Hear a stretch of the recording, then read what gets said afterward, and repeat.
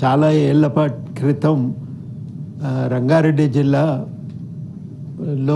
శంకర్పల్లి మండలం మామిడిపూడి వెంకటరంగయ్య ఫౌండేషన్ ఆధ్వర్యంలో మేము ఇల్లు తిరిగి సర్వే చేసినాం. స్కూల్కి పోతున్నారా, పోతే ఎందుకు పోతున్నారు, ఎందుకు చదువుకుంటున్నారే.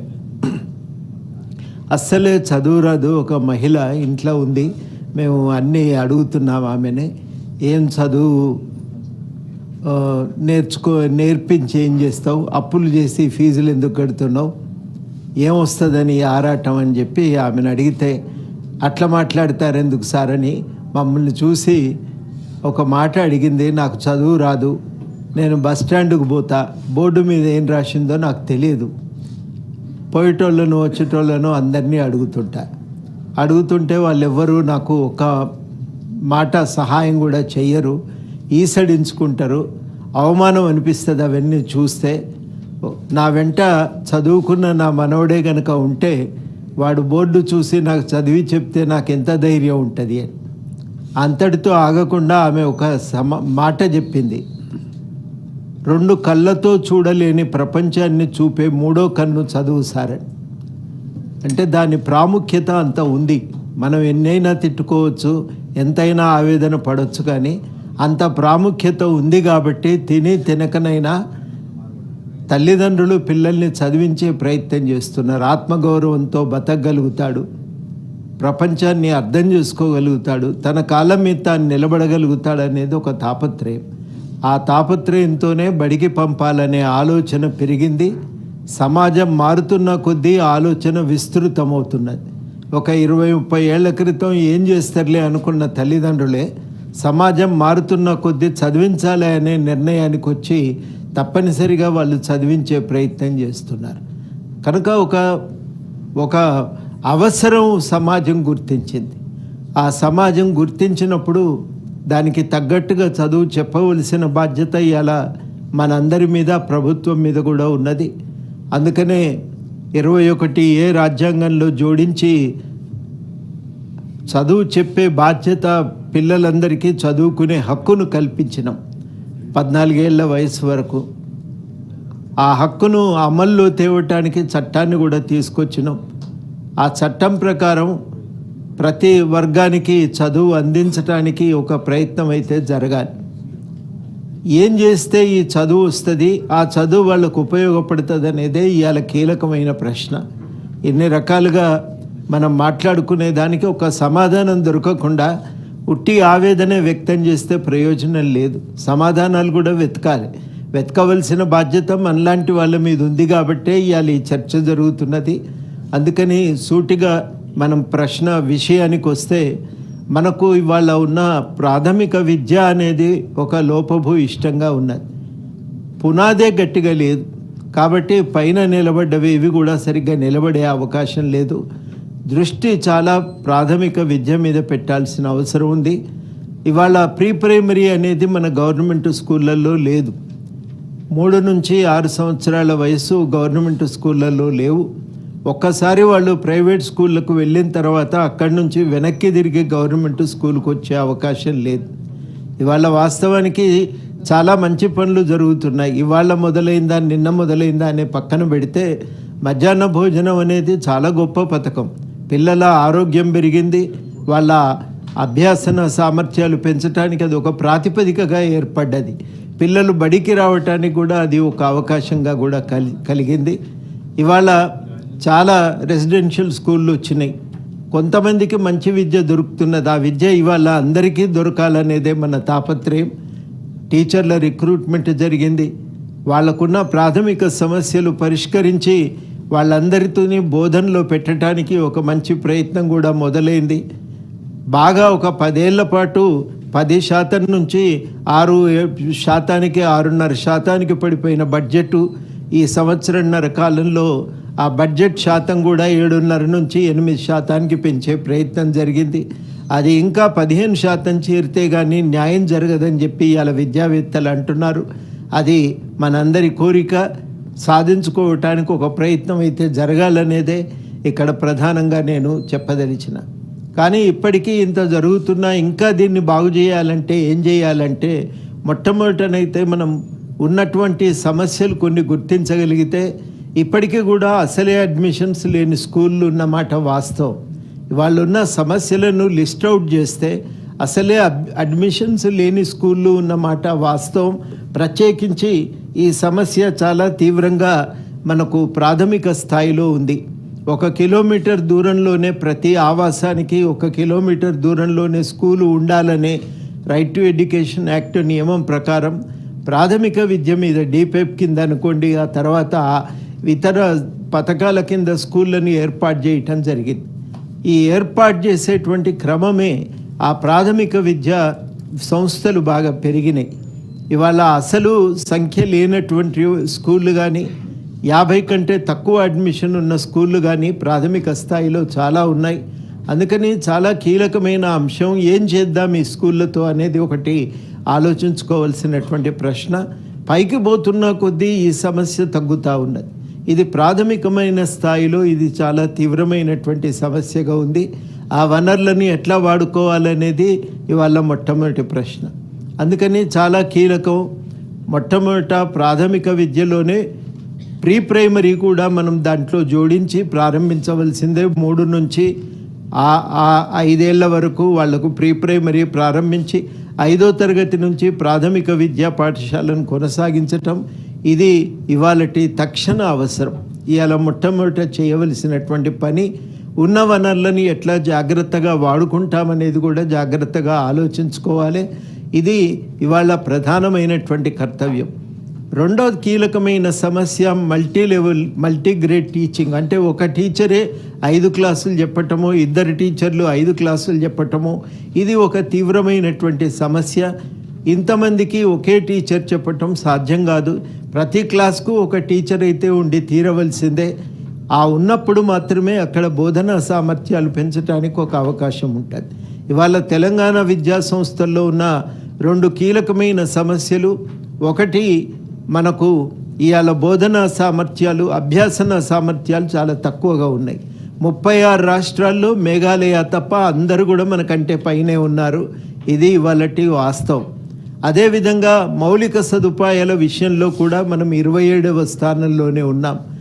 గవర్నెన్స్ విషయంలో కూడా చాలా వెనుకబడిపోయి ఉన్నామనేది ఇవాళ దేశవ్యాప్త అంచనాల్లో తేలుతున్నది.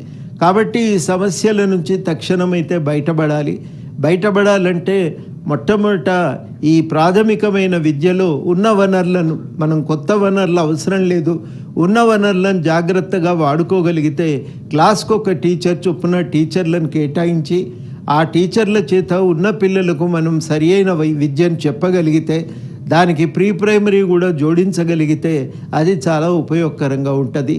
ఇది మనం ప్రాథమికంగా గమనించాలి. ఇప్పటికీ కూడా మనం ఎన్ని రకాలుగా నిందించుకున్నా ఒక గొప్ప విషయం ఏంటంటే టీచర్ల కృషి వల్ల చాలా చోట్ల విపరీతమైన అడ్మిషన్లు ఉన్నటువంటి హై స్కూళ్ళు కూడా ఉన్నాయి. చాలా ఉన్నాయి అట్లాంటి హై స్కూళ్ళు. అట్లాంటి కొన్ని చోట్ల ఉన్న ఎంఈఓలు చేసిన కృషి ఫలితంగా, లేకపోతే గ్రామ స్థాయిలో ఉన్నటువంటి సర్పంచులు చేసిన కృషి. నాకు తెలిసి ఒక సర్పంచ్ మెదక్ జిల్లాలో తీర్మానం చేసినారు వాళ్ళు, మనం బయట ఏ స్కూలుకు వెళ్ళకూడదు, అందరం ఊరి గవర్నమెంట్ స్కూల్కే పోవాలని. ఆ తీర్మానం చేసిన తర్వాత 100% ఆ ఊరి పిల్లలు గవర్నమెంట్ స్కూల్కే వెళ్తున్నారు. ఆ కృషి, అట్లాంటి కృషి ఉంది. కొన్ని చోట్ల టీచర్లు ప్రత్యేకంగా ప్రచారాలు చేసి, ఇప్పటికీ కూడా చాలా ఊళ్ళల్లో టీచర్లు ప్రచారం చేస్తుంటారు. ఎండాకాలం రాగానే ప్రచారం చేసి పిల్లల్ని ఆ స్కూల్కు తీసుకురావటానికి చేసే ప్రయత్నం వల్ల, ఇంగ్లీష్ మీడియం ప్రత్యేకంగా బోధన చేయటానికి వాళ్ళు పూనుకోవటం వల్ల ఆ స్కూళ్ళల్లో కూడా విపరీతంగా అడ్మిషన్ పెరిగిన సందర్భాలు నేను నిర్మల్ జిల్లాలో చూసిన, జగిత్యాల జిల్లాలో చూసిన, ఇట్లాంటి చాలా ఉదాహరణలు కూడా ఉన్నాయి. గ్రామ స్థాయిలో సొంతంగా తామే కొంత వనరులను సమకూర్చి స్కూళ్లను అభివృద్ధి చేయటానికి చేసిన ప్రయత్నాలు కోకొల్లలు ఉన్నాయి. మనకు మాజీ అడ్వకేట్ జనరల్ ప్రకాష్ రెడ్డి గారు చేసిన కృషిని ఈ సందర్భంగా ప్రత్యేకంగా ప్రస్తావిస్తున్నా. ఆయన ఒక్కడే కాదు, అట్లా చాలామంది మన రాష్ట్రంలో కృషి చేసినటువంటి వాళ్ళు ఉన్నారు. కాబట్టి పూర్తిగా మనం అంతా అగమ్యగోచరమే, అంధకారమే అనుకుంటే కూడా కష్టం. ఇట్లాంటి విజయగాథలు కూడా ఉన్నాయని మనకు గుర్తించగలిగితే మనం భవిష్యత్తుకు ఆశాజనకంగా ముందుకు నడవటానికి అవి ఒక ఉదాహరణలుగా, ఒక ఆశాదీపంగా మనకు దారి చూపిస్తూ ఉంటాయి. కాబట్టి మనం ఈ రకమైనటువంటి పద్ధతుల ద్వారా ఆ ఉన్నటువంటి వ్యవస్థలను నిలబెట్టుకునే ప్రయత్నం చేయాలి. ప్రత్యేకించి ఎక్కడనైతే విపరీతమైన అడ్మిషన్లు ఉన్నాయో, కొన్ని ప్రాంతాల్లో ప్రత్యేకించి మహబూబ్ నగర్ గట్టు మండలం కనుక వెళ్తే ఆ గట్టు మండలంలో వాళ్ళు ప్రైవేట్ స్కూల్కు పోవటానికి అవకాశమే లేదు. అందుకని తప్పనిసరిగా గవర్నమెంట్ స్కూళ్ళల్లోకే వాళ్ళు వెళ్తూ ఉంటారు. ఆ గవర్నమెంట్ స్కూళ్ళల్లో చాలా అడ్మిషన్లు ఉంటాయి. అట్లా అడ్మిషన్లు ఉన్నటువంటి చోట మనం విపరీతంగా దానికి డబ్బులు కేంద్రీకృతం చేసి అక్కడ మనం డబ్బులు ఖర్చు చేయగలిగితే అన్ని చోట్ల పలచగా విస్తరించటం కంటే చాలా ఫోకస్డ్గా ఈ అడ్మిషన్స్ ఉన్నటువంటి స్కూళ్ళను ఎంచుకొని అక్కడ సౌకర్యాలను పెంచగలిగితే చాలా ఉపయోగం. మనమంతా కూడా క్లాస్ రూమ్ చూసిన క్లాస్ రూమ్ ఇవాళటి క్లాస్ రూమ్ వేరు. అప్పుడు బ్లాక్ బోర్డును చాక్ పీసు ఉంటే అదే క్లాస్ రూమ్. కానీ ఇవాళ పరిస్థితులు మారిపోయినాయి. గ్లాస్ బోర్డుల యుగం కూడా చూసినాం. ఆ యుగం కూడా దాటి ఇవాళ డిజిటల్ బోర్డులలోకి వచ్చేస్తున్నాం. ఆ డిజిటల్ బోర్డులు ఏర్పాటు చేయడానికి ఒక ప్రయత్నం జరగాలి. ఈ ప్రయత్నం కనుక చేయగలిగితే తప్పనిసరిగా బోధనలో పెరిగే అవకాశం ఉంటుంది. ఎప్పుడైతే ప్రాథమిక విద్య బలపడుతుందో అభ్యాసన సామర్థ్యాలు పెరుగుతాయి. ఉన్నత విద్యకు వచ్చిన తర్వాత ఆ పిల్లల్ని మనం ఇంకా పెంపొందించడానికి అవకాశం ఉంటుంది. చాలా తప్పనిసరిగా ఒక ఫలితాలు కనబడతాయి. దానికోసం ఆ స్ట్రెంగ్త్ ఉన్న స్కూళ్ళను ప్రధానంగా టార్గెట్ చేసుకొని వాటి మీద దృష్టి పెడితే బాగుంటుందని చెప్పి నేను అభిప్రాయపడుతున్నా. ఆ సందర్భాలలో తప్పనిసరిగా గ్రామ పంచాయతీకి ఒక పాత్ర ఇవ్వాలండి. మెల్లమెల్లగా గ్రామ పంచాయతీలను దూరం చేసినాం కానీ వాటికి ఒక పాత్ర ఇవ్వాలి. ఆ స్కూళ్ళ అడ్మిషన్ స్ట్రెంగ్త్ పెంచే బాధ్యతను కొంత గ్రామ పంచాయతీలకు ఇవ్వగలిగితే, సర్పంచులకు ఆ పాత్ర కనుక కల్పించగలిగితే అది చాలా లాభదాయకంగా ఉంటుందనేది నాకు వచ్చిన ఒక అభిప్రాయము. అనుభవజ్ఞులైనటువంటి చాలామంది కూడా చెప్పేటువంటి విషయం ఏంటంటే అట్లాంటి ఒక ప్రయత్నం అయితే సీరియస్గా జరగవలసి ఉంటుంది. అయితే ఒక మాట వాస్తవము, ఇప్పటికీ కూడా ఒక 60% మంది ప్రైవేట్ స్కూళ్ళల్లో ఉన్నారు. గవర్నమెంట్ స్కూళ్ళల్లో ఉన్న వాళ్ళ సంఖ్యను మనం క్రమక్రమంగా పెంచుకుంటూ ప్రైవేట్ స్కూళ్ళ పైన ఖచ్చితమైన చర్యలు ఉండాలి. 2 చర్యలు నేను ప్రధానంగా చెప్పదలుచుకున్నది. ఒకటి, ఫీజు నియంత్రణకు చట్టం తేవాలి. అది చాలా చాలా అవసరం. ప్రాథమికంగా కొంత నియంత్రణ లేకపోతే చాలా లెక్కలు వేసిన తర్వాత కూడా చాలామంది ఏమంటారంటే ఇప్పుడు వసూలు చేస్తున్నటువంటి కొన్ని ముఖ్యంగా కార్పొరేట్ సంస్థలు వసూలు చేస్తున్న ఫీజులకి ఏ రకంగా కూడా సమర్థించలేము. అందుకని స్పష్టంగా ఫీజు నియంత్రణకి మనం ఇంజనీరింగ్ కాలేజీలకు కూడా ఫీజు నియంత్రణకు ఒక కమిటీ ఉంది. ఆ కమిటీ ఆ కాలేజీ స్థాయిని బట్టి వాళ్ళు చేసే ఖర్చును బట్టి ఫీజులు నిర్ణయించినట్టే ఆ రకంగా ప్రైవేట్ స్కూళ్ళ విషయంలో కూడా ఒక నిర్ణయం చేసి ఫీజును నియంత్రించగలిగేటువంటి ఒక సంస్థ ఉండాలి. ఆ సంస్థ ఏర్పాటు కోసం ఫీజు నియంత్రణ కోసం చట్టం కూడా తేవాలని చెప్పి మనం ఈ సభ తరఫు నుంచి గట్టిగా ఒక ప్రభుత్వానికి సూచన చేయవలసిన అవసరం ఉందని చెప్పి నేను భావిస్తూ ఉన్నా. అదేవిధంగా మనం ఇంకా దీనికి స్కిల్ ఎడ్యుకేషన్ ఎట్లా జోడించుకుంటాం అవన్నీ వేరే విషయాలు. చాలా వరకు ఎక్కడనైతే 10th పాటు ఇంటర్మీడియట్ జోడించుకోగలిగినరో అక్కడ డ్రాప్అవుట్ రేట్లు కూడా తక్కువ ఉంటాయి. మహిళల విషయంలో ప్రత్యేకించి ఆ డ్రాప్అవుట్ తగ్గించడానికి ఉపయోగపడతాయి. మన దగ్గర 13% డ్రాప్అవుట్ రేట్ ఉంది. ఆల్ ఇండియాలో 12% డ్రాప్అవుట్ రేట్ అనేది అనేక అధ్యయనాలు స్పష్టంగా సూచిస్తూ ఉన్నాయి. కాబట్టి ఆ డ్రాప్అవుట్ రేటును తగ్గించడం అనేది ఒక కీలకమైన అంశంగా తీసుకోవాల్సిన అవసరం ఉంది. ఇవి మనం కూడా ఒకటి నిర్ణయించుకోవాల్సింది, ఈ సభలో ఉన్నటువంటి సభ్యులు కూడా మనం కూడా కొన్ని చోట్ల అవసరమైతే ఎంచుకొని, చాలామంది మన సభ్యులు కూడా ఒక విజ్ఞప్తి చేస్తున్నారు, అధ్యక్ష మీకు మనం పర్యటన చేద్దామని. ఒక 2 మండలాలు ఎంచుకొని మనం ఆ 2 మండలాలు బాగా అభివృద్ధి చెంది పట్టణానికి దగ్గర ఉన్న మండలం, గట్టు లాంటి వెనుకబడిన మండలాలు సందర్శించి అక్కడ గవర్నమెంట్ స్కూళ్ళ పట్ల ప్రజల్లో ఉన్న అభిప్రాయాలు తెలుసుకోవటం, వాటిని బాగు చేయటానికి ఏం చేయవచ్చు అనేది మనం ఒకటి అధ్యయనం చేయటం, అది కూడా ఉపయోగకరంగా ఉంటుందని, దానికి తోడుగా కొంత బాధ్యత తీసుకొని కొన్ని స్కూళ్ళను గ్రామాలను అడాప్ట్ చేసినట్టే స్కూళ్ళను కూడా అడాప్ట్ చేసుకొని ఆ స్కూళ్ళల్లో సౌకర్యాలు పెంచడానికి, అడ్మిషన్లు పెంచడానికి మనం కూడా కొంత తోడ్పడగలిగితే బాగుంటుందని. అంటే తక్షణం మనం మొత్తం పిల్లలందరినీ గవర్నమెంట్ స్కూల్లోకి తేలేము, కానీ గవర్నమెంట్ స్కూళ్ళల్లో అడ్మిషన్ పెంచటం అయితే చాలా చాలా అవసరమని నేను భావిస్తూ ఉన్నా. ఈ గవర్నమెంట్ స్కూలే అని ఎందుకు నేను ప్రధానంగా నొక్కి చెప్తున్నానంటే 2 కారణాలు ఉన్నాయి. ఒకటి, గవర్నమెంట్ విద్యా సంస్థలు సమానంగా చూస్తాయి అందరినీ. డబ్బు ఉన్నా లేకపోయినా అందరికీ సమానంగా విద్యను అందిస్తాయి. గవర్నమెంట్ విద్యా సంస్థలు మాత్రమే మనుషులందరికీ సమానమైన విద్యను అందించగలుగుతాయి. ఆ శక్తి గవర్నమెంట్ స్కూళ్ళకే ఉంది. కాబట్టి సమాన విద్య అనేది గవర్నమెంట్ విద్య ద్వారా, విద్యా సంస్థల ద్వారా మాత్రమే సాధ్యమవుతుంది. చాలా స్కూళ్ళకు వెళ్ళినప్పుడు ఆ పిల్లల్ని అడిగితే చాలా బాగా చెప్తారు, మీ స్కూల్లో ఏం బాగుంది అని. అంటే వాళ్ళు చాలా సిస్టమేటిక్గా ఏళ్ళు మడత పెట్టుకుంటా ఒకటి తర్వాత ఒకటిగా వాళ్ళు చెప్తుంటారు. వాళ్ళు చెప్పే దాంట్లో మొదటి విషయం ఏంటంటే, మా టీచర్లు చదువు చెప్పే శక్తి బాగుంది, మిగతా టీచర్ల కంటే మా టీచర్లే నయం, బాగా చదువుకున్న వాళ్ళు మా టీచర్లు అనే విశ్వాసం. మాకు పుస్తకాలు ఇస్తున్నారు, మాకు యూనిఫామ్ ఇస్తున్నారు అనే మాటలు వాళ్ళు ప్రధానంగా చెప్తున్నారు. అంటే వాళ్ళకు ఒక నమ్మకం ఉంది, ఈ స్కూళ్ళ ద్వారా, ఈ సహాయం ద్వారా మేము అభివృద్ధి చెందగలమనేది. ఎక్కడ కొంచెం చేయూతనిస్తే, సహాయం చేయగలిగితే, కొంత సౌకర్యాలు అందించగలిగితే అక్కడ పిల్లలందరూ కూడా ఆ స్కూళ్ళ చుట్టూ పోగవుతున్నారు. కాబట్టి ఈ స్కూళ్ళు అయిపోయినాయి అని మనం అనుకోవటానికి లేదు. వాటి శక్తిని పెంపొందించడానికి ప్రత్యేకంగా చర్యలు తీసుకోవాలి.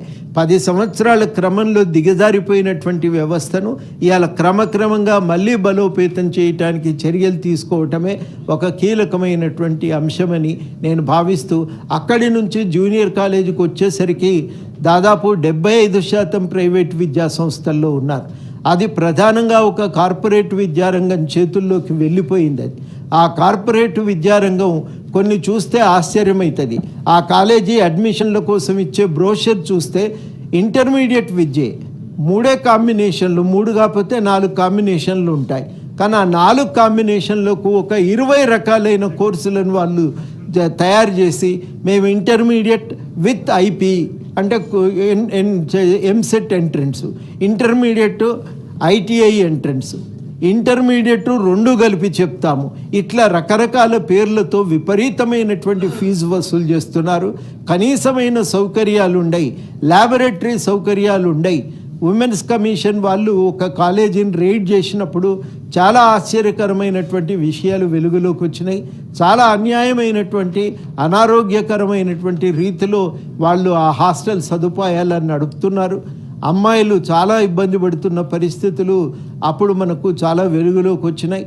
అందుకని మనం ఇవాళ సీరియస్గా ఈ విద్య మీద నియంత్రణ చేయాల్సిందే. కార్పొరేట్ విద్య మీద చాలాసార్లు పర్మిషన్ కూడా ఉండదు, కానీ వేరే కాలేజీ పేరుతో పరీక్ష రాయిస్తామనే ధీమాతో వాళ్ళు అడ్మిషన్స్ తీసుకుంటున్నారు. పర్మిషన్ లేకుండా ఎట్లా నడుస్తాయనేది ఒకటి కఠినమైన నిర్ణయం తీసుకోవాల్సిన అవసరం ఉంది. 2, చాలా ఖచ్చితంగా ఇక మీదట ప్రైవేట్ విద్యా సంస్థలను విస్తరించమని ఒక మారిటోరియం విధించటం కూడా చాలా చాలా అవసరం. అది స్కూళ్ళు కానీ, కాలేజీలు కానీ, లేకపోతే డిగ్రీ జూనియర్ కాలేజీలు కానీ, వాటి అన్ని స్థాయిల్లో కూడా ఒక మారిటోరియం విధించకపోతే ఈ అడ్డగోలు విస్తరణ కూడా అది చాలా సమస్యలను తీసుకొస్తుంది. అక్కడ మనం చాలా సీరియస్గా ఒక ప్రయత్నం చేయాల్సిన అవసరం ఉంది. డిగ్రీ స్థాయిలో కూడా అదే రకమైన గందరగోళం. వాస్తవానికి గందరగోళానికి కారణం లేకపోలేదు. 84, 85 నుంచి ప్రారంభమై మెల్లమెల్లగా ఉన్నత విద్యకు మనం ఖర్చు పెట్టలేము. ఉన్నత విద్యకు పెట్టవలసిన ఖర్చు మొత్తము కూడా మనం అయితే ప్రైవేట్ విద్యా సంస్థలకు వదిలేయాలి, లేకపోతే దూర విద్యకు వదిలేయాలి అనే ఒక నిర్ణయానికి రావటం అప్పటి ప్రభుత్వాలు వాళ్ళు ఆ కేటాయింపులు తగ్గించారు. 94 తర్వాతనైతే ఇంకా యూనివర్సిటీలకు కూడా డబ్బులు అవసరం లేదని నాకు చాలా గుర్తుంది. అప్పుడేం డబ్బులు ఉన్నాయని కాదు, నేను నిజాం కాలేజీలో లెక్చరర్గా పనిచేసేటప్పుడు మా డిపార్ట్మెంట్కు సంవత్సరానికి 100 రూపాయలు వచ్చేవి. 100 రూపాయలతో ఏం చేసుకోవాలని మేము నవ్వుకునేది. ఒక 4 డస్టర్లు, 4 చాక్పీస్ డబ్బాలు కొనుక్కోవటానికి కూడా అవి సరిపోకపోయేది. ఆ రకమైన పరిస్థితి. కానీ అప్పుడు బోధన లేదా అంటే అప్పుడు నిజానికి ఉన్నతమైన ప్రమాణాలతో విద్యాబోధన సాధ్యమైంది. ఎందుకు సాధ్యమైంది అంటే కావలసిన సిబ్బంది ఉన్నారు. వాళ్ళందరినీ కూడా యూనివర్సిటీ అప్పుడు రిక్రూట్ చేసింది. యూనివర్సిటీల్లో ఇవాళ యూనివర్సిటీల పరిస్థితి చూస్తే మీరే ఇచ్చినటువంటి లెక్కల ప్రకారం చూస్తే చాలా గందరగోళమైనటువంటి పరిస్థితే. మొత్తంగా 2878 సిబ్బందికి కాను 753 మంది పనిచేస్తే 2125 పోస్టులు వేకెంట్ ఉన్నాయి. ఇన్ని పోస్టులు వేకెంట్ ఉంటే ఏ యూనివర్సిటీ పనిచేయగలుగుతుంది? డిగ్రీ కాలేజీల పరిస్థితి కూడా ఇదే. తాత్కాలికమైనటువంటి ఉద్యోగాలు, అక్కడ మినిమం వాళ్ళకు కావలసినటువంటి ల్యాబ్ ఫెసిలిటీస్ ఉండవు, లైబ్రరీ ఫెసిలిటీస్ ఉండవు. మేము చాలా కాలేజీలు తిరిగి చూసినప్పుడు వాళ్ళు వ్యక్తం చేసినటువంటి ఆవేదన మామూలు ఆవేదన కాదు. కాబట్టి ఇవాళ జూనియర్ కాలేజీలు అన్నీ కూడా గ్రామీణ ప్రాంతాల్లో పేద విద్యార్థులకు మాత్రమే చదువు చెప్పేటువంటి సంస్థలుగా ఉన్నాయి. డిగ్రీ కాలేజీలు కూడా అదే రకమైన స్థితి. ఇవన్నీ మామూలుగా వచ్చినటువంటి కాలేజీలు కావు అధ్యక్ష. చాలామందికి ఇక్కడ ఉన్న సభ్యులకు కూడా తెలిసి ఉండకపోవచ్చు. ఒక్కొక్క డిగ్రీ కాలేజీ వెనుక అప్పుడు ఆ పెద్దలు రాజకీయ నాయకులు చేసిన త్యాగం మామూలు త్యాగం కాదు. నాకు బాగా గుర్తుంది, సిద్దిపేట అప్పటి ఎమ్మెల్యే గారు రాజేశ్వరరావు గారు అనుకుంటా, మంత్రి పదవి ఇస్తానంటే మా ఊరికి కాలేజీ ఇయ్యి, నాకు మంత్రి పదవి వద్దని చెప్పి ఆయన అప్పుడు వాళ్ళు అడిగినటువంటి సందర్భం. ఆ రకమైనటువంటి స్థితిలో కాలేజీలు వచ్చినాయి. మార్కెట్లలో డబ్బులు వసూలు చేసి రైతుల నుంచి పైసా వసూలు చేసి కాలేజీలు ఏర్పాటు చేశారు. ఇవి మామూలుగా వచ్చిన కాలేజీలు కావు. ఎగ్జిబిషన్ సొసైటీ వారు మొత్తంగా ఎగ్జిబిషన్ సొసైటీ ద్వారా వచ్చినటువంటి డబ్బులతో 18 కాలేజీలు పెడితే తెలంగాణలో నాణ్యమైన విద్య అందించడానికి అవి కీలకమైనటువంటి కేంద్రాలుగా మిగిలితే ఇవాళ ఆ ఎయిడెడ్ కాలేజీలను మనం ఎటుకాకుండా చేసినాం. ఈ మొత్తంగా ఎగ్జిబిషన్ సొసైటీ వాళ్ళు పెట్టిన 18 కూడా అందులో భాగమే. వాళ్ళకు మనం ఫండ్స్ ఇవ్వలేదు, ఆ కాలేజీలు నడుపుకోవటానికి అవకాశము లేదు. అటు తిరిగి ఇటు తిరిగి మొత్తానికి ఆ కాలేజీలు ఎటుకాకుండా నాశనం అయిపోయినాయి. ఆ రకంగా డిగ్రీ విద్యను కాళ్ళు నరికి ఇవాళ మనం అంటున్నాం ఎందుకు ఈ చదువు చెప్తున్నామని.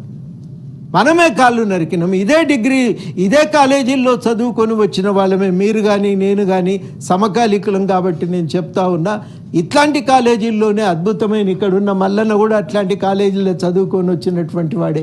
ఇవాళ మనం కాళ్ళు నరికినాం. నరికి కాలేజీలు ఏం పనికి వస్తాయి, ఏం చెప్తాయి, ఏం చదువు చెప్తారు ఇక్కడి నుంచి అని మనం మాట్లాడుతున్నాం. తప్పనిసరిగా వాటన్నింటికి కూడా గ్రాంట్లు ఇవ్వవలసిందే. ఏ దేశం భవిష్యత్తు అయినా తరగతి గదిలో నిర్ణయం అవుతుందంటారు. ఆ తరగతి గదులను పెంపొందించడానికి పూనుకోవలసినటువంటి అవసరం ఉంది. డిగ్రీ విద్యనైతే కళ్ళ ముందు నాశనమైంది. ఇవాళ హైదరాబాదులో ఎవరన్నా డిగ్రీ చదువుకోవాలంటే ఆ డిగ్రీ చదువుకోవటానికి కూడా హైదరాబాదులో కాలేజీలు లేవని చెప్పి బెంగళూరుకు, పూణేకు, ఢిల్లీకి వెళ్తున్నారు. చాలా విచిత్రమైన విషయం. లెక్కలు తీసి చూస్తే 2014-15లో 6,15,000 మంది డిగ్రీ విద్యార్థులు ఉంటే 2024-25 నాటికి ఆ సంఖ్య 3,43,000 మందికి తగ్గిపోయింది.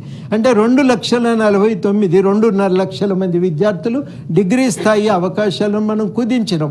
వాళ్ళు ఏమీ ఆగిపోలేదు. వాళ్ళు రకరకాల ప్రైవేటు వ్యవస్థల వైపు వాళ్ళందరూ కూడా వెళ్ళిపోతున్నారు, లేకపోతే ఇతర రాష్ట్రాలకు వెళ్ళిపోతున్నారు.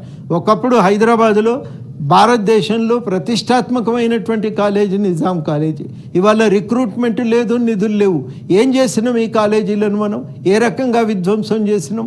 ఇవన్నీ ఆలోచించుకోవలసినటువంటి విషయాలు. మధ్యన కొత్త కోర్సులు వచ్చినాయి, సబ్జెక్టులు మారిపోయినాయి. ఒక్క కొత్త కోర్సు పెట్టుకోవటానికి కూడా ఒక్క పైసా గవర్నమెంట్ నుంచి సహాయం అందలేదు. అన్నింటినీ కూడా మళ్ళీ సెల్ఫ్ ఫైనాన్స్ కోర్సుల పేరుతో మనం ప్రారంభించి ఆ సెల్ఫ్ ఫైనాన్స్ కోర్సులతో వచ్చిన డబ్బుతోని కాలేజీలు కొన్ని బిల్డింగులు కట్టుకోగలిగినాయి, కొన్ని కొత్త క్లాస్ రూమ్లు ఏర్పాటు చేసుకోగలిగినాయి. కానీ దురదృష్టం ఏంటంటే పైసా లెక్కగట్టినరు. అప్పుడు ఉన్నటువంటి ఆఫీసర్లు లెక్కగట్టి ఏం చేసిండ్రు, నీకు అంతర్గతంగా 200 కోట్లు వస్తున్నాయి కాబట్టి అవి బోను, నీకు గిన్నికి అవసరం ఉన్నాయి, ఇన్నే ఇస్తానన్నారు. ఆ పైసలు కూడా అంతర్గతంగా జీతభత్యాలకే పోను, ఇక నిర్వహణకు కూడా డబ్బులు లేకుండా పోయి ఇవాళ మొత్తం డిగ్రీ కాలేజ్ వ్యవస్థ తెలంగాణలో సంక్షోభంలో పడిపోయింది.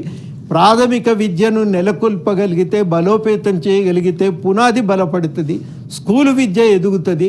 అది ఎదిగినట్టయితే డిగ్రీ విద్యను కూడా మనం కాపాడుకోవచ్చు. ఆ డిగ్రీ విద్యను మనం బలోపేతం చేసుకోగలిగితే దానికి మీరు జోడించి టెక్నికల్ విద్య ఏం చెప్తారో చెప్పండి. అవన్నీ స్కిల్స్ ఏం నేర్పిస్తారో నేర్పించండి. సాఫ్ట్ స్కిల్స్ ఏం ట్రైనింగ్ నేర్పిస్తారో నేర్పించండి. ఇవన్నీ ప్రయోగాలు జరిగినవే. ఇవాళ కొత్తగా మనం చేస్తున్నది కూడా లేదు. ఇవన్నీ కూడా జరగవలసిన అవసరం. యూనివర్సిటీకి వచ్చేసరికి నేను ఇంతకుముందు చెప్పినట్టు మొత్తం పోస్టులు ఖాళీలే. ఇక ఏం టీచింగ్ జరుగుతుంది, ఏ రకమైన కాలేజీ వాతావరణం ఉంటుంది ఒక్కసారి ఊహించుకోండి. ఉన్న దాంట్లో 3 వంతులు పోస్టులు ఖాళీ ఉన్నాయి. 3 వంతుల పోస్టులు ఖాళీ ఉండి నెలల తరబడి వైస్ ఛాన్సలర్ల నియామకం జరగలేదు. ఒక్క వైస్ ఛాన్సలర్ల నియామకానికి కాలయాపన జరిగిపోయింది. అక్కడ ఉన్న భవనాలు శిథిలమైపోతుంటే ఉస్మానియా యూనివర్సిటీలో ఇలా ఏ హాస్టలు, బి హాస్టలు, చారిత్రాత్మకమైనటువంటి కట్టడాలు, చాలామంది అక్కడ ఉండి చదువుకున్నటువంటి వాళ్ళే, పివి నరసింహారావు లాంటి వాళ్ళు కూడా అక్కడ ఉండి చదువుకున్న వాళ్ళే. వాటిని కూడా మనం పునరుద్ధరించడానికి వీసమెత్తు ప్రయత్నము చేయలేకపోయినాం. ఇవన్నీ కూడా మనం చేసినటువంటి ప్రయత్నాల ఫలితంగా జరిగినటువంటి నష్టం ఏమవుతుంది అంటే, ఈ చదువుకున్న వాళ్ళు ఒక తెలివిమంతులైతారు, నిలబడగలుగుతారు, గట్టిగా ఈ సమాజాన్ని ప్రశ్నించగలిగేటువంటి శక్తి సమకూర్చుకోగలుగుతారు. ఆ సోషల్ వెల్ఫేర్ హాస్టల్లో నుంచే కదా తెలంగాణ సామాజిక మార్పుకు మూల కారణమైన శక్తులన్నీ అక్కడి నుంచే కదా పుట్టుకొని వచ్చినాయి. ఆ చదివే లేకపోతే ఏం కావాలి ఈ సమాజానికి? దారి చూపే వాళ్ళు ఎవరు? కులాలకు మతాలకు అతీతంగా మనుషుల్ని సమానంగా చేయగలిగేటువంటి వ్యవస్థ వేరొకటి ఏదుంది? లేదు కదా. దీనికి తోడు స్కిల్ ట్రేడింగ్ అనేది జోడించుకోవటం అనేది ఇయాలటి అవసరం. ఎవ్వరం కూడా కాదనంటలేం. కానీ ఒక మాట మనందరం కూడా గ్రహించాల్సింది ఏంటంటే, ఈ క్రమానుగతంగా జరిగే ఈ మార్పులకు తోడుగా